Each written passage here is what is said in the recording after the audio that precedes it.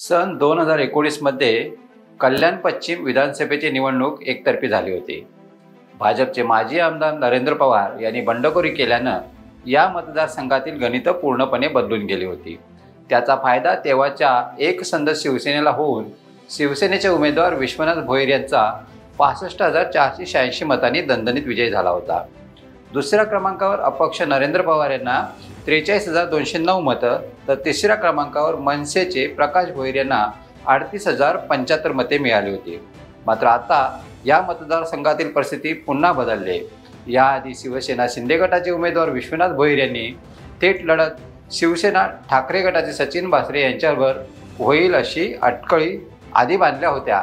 मात्र मनसेचे उमेदवार उल्हास भोईर आणि कल्याण भाजप शहर अध्यक्ष वरुण पाटील यांनी बंडखोरी करत अपक्ष अर्ज भरल्यानं या मतदारसंघात आता चौरंगी लढत होणार आहे. या चौरंगी लढतीत नेमका कुणाचा करेक्ट कार्यक्रम होणार याकडे आता सर्वांचंच लक्ष असणार आहे. नमस्कार, मी राजेश सावंत. प्रहारच्या रणसंग्राम निवडणुकीचा या सेगमेंटमध्ये आपलं स्वागत. सन 2014च्या विधानसभा निवडणुकीत कल्याण पश्चिमची जागा जिंकत भाजपचे नरेंद्र पवार यांनी शिवसेनेचा पराभव केला होता.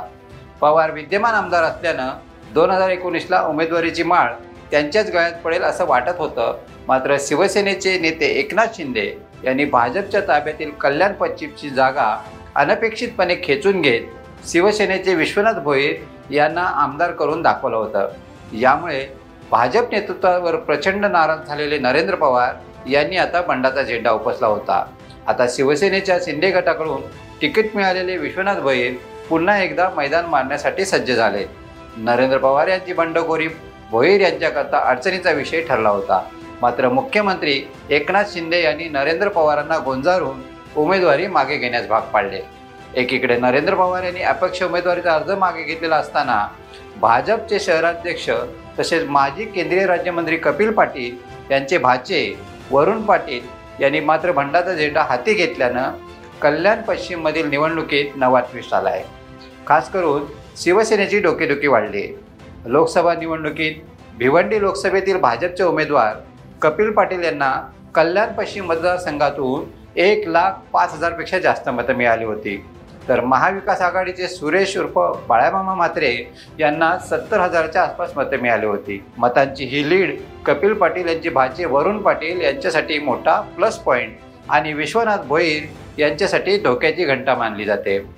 मनसेचे माजी आमदार प्रकाश भोईर यांना मनसेचे अध्यक्ष राज ठाकरे यांनी कल्याण पश्चिमची उमेदवारी न देता कल्याण डोंबिवली महापालिकेचे माजी नगरसेवक उल्हास भोईर यांना उमेदवारी दिले. शिवसेना शिंदे गटाचे उमेदवार विश्वनाथ भोईर, मनसेचे उल्हास भोईर तसेच भाजपचे बंडखोर उमेदवार वरुण पाटील हे तिघेही एकाच समाजातील असल्यानं कल्याण पश्चिम येथील आगरी मतांचं विभाजन होणार असल्याचं इथं उघडपणे बोललं जात आहे. त्याचसोबत कल्याण पश्चिम मतदारसंघात दलित मुस्लिम मतदारांची संख्याही लक्षणीय आहे. वंचित बहुजन आघाडीचे ॲडव्होकेट प्रकाश आंबेडकर यांनी या मतदारसंघातून एका नवख्या मुस्लिम उमेदवाराला उमेदवारी दिली. दलित मुस्लिम मतदारांनी ठरवून मतदान केल्यास कुणाचेही पारडे वर खाली होऊ शकते. यामुळे कल्याण पश्चिम येथील चौरंगी लढत कुठल्याही उमेदवारासाठी सोपी नसून गाफील राहिल्यास मतदार कुणाचाही करेक्ट कार्यक्रम करू शकतील. ते नक्की कुणाचा कार्यक्रम करतात हे मात्र 23 नोव्हेंबरला समजू शकेल.